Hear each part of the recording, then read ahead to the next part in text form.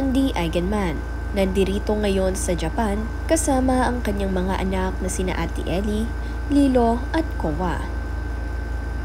Bago ang lahat, huwag niyong kalimutang mag-subscribe at pindutin ang notification bell para maging updated sa ating mga susunod na videos.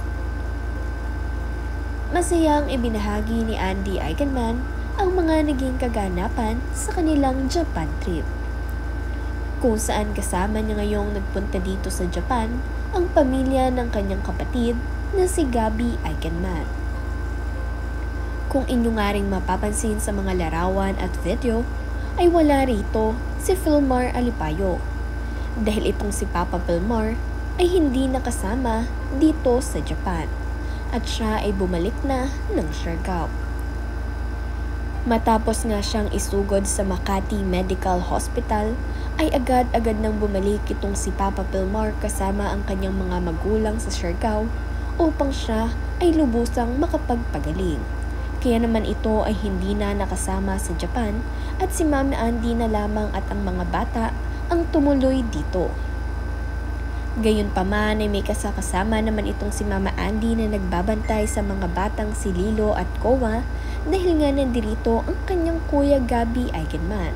At malalaki na ang mga anak nito at natutulungan si Mama Andy sa pagbabantay sa kanyang mga anak. Napakasaya nga rin ang kanilang Japan trip dahil kung makikita nyo ay enjoy na enjoy ang mga bata.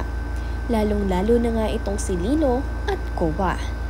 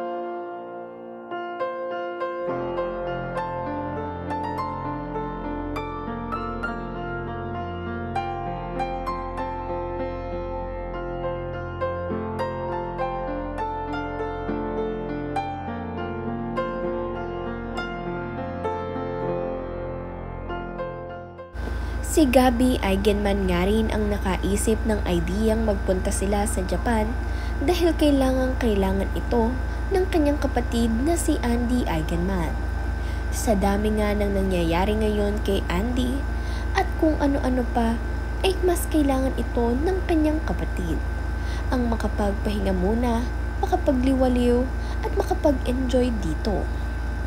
Mapapansin nyo nga rin na masayang-masaya dito itong si Mama Andy at enjoy na enjoy kasama ang mga bata. Sa sandali ay maaaring makalimutan nitong si Mama Andy ang kanyang mga iniisip ngayon.